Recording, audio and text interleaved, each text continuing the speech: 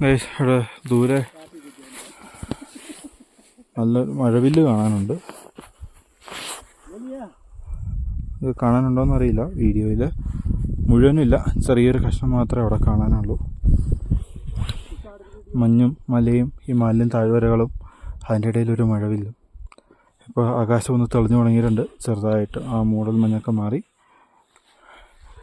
മഞ്ഞ് മാത്രമല്ല, അതിൻ്റെ കൂടുതൽ മഴയും വരുന്നുണ്ട്. അതിൻ്റെയാണ് ഇത്. കണ്ടോ എത്ര അതിസുന്ദരമായ സ്ഥലമാണെന്ന്. സ്വർഗമെന്നൊക്കെ പറയുന്നുണ്ടെങ്കിൽ ഇതുപോലെയാണ്. എല്ലാവരും ജീവിതത്തിൽ ഒരിക്കലെങ്കിലും വന്നിരിക്കേണ്ട ഒരു ട്രക്കാണിത്, കേദാർഖണ്ഡ. ഒരുപാട് ഐതിഹ്യങ്ങളുണ്ട് ഇതിൻ്റെ പുറകിലൊക്കെ.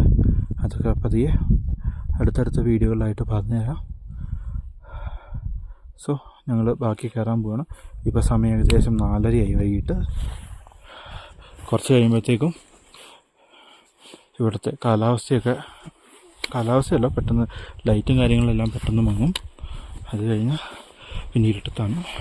അതുകൊണ്ട് ഇരുട്ടൊക്കെ പ്രതീക്ഷിച്ച് ഞങ്ങൾ ഹെഡ്ലൈറ്റൊക്കെ എടുത്തിട്ടുണ്ട്. തിരിച്ചിറങ്ങും അതെല്ലാം വെച്ചിട്ട് വേണ്ടിയിട്ട്. അതേപോലെ തന്നെ ഭയങ്കര തണുത്ത കാറ്റാണ്.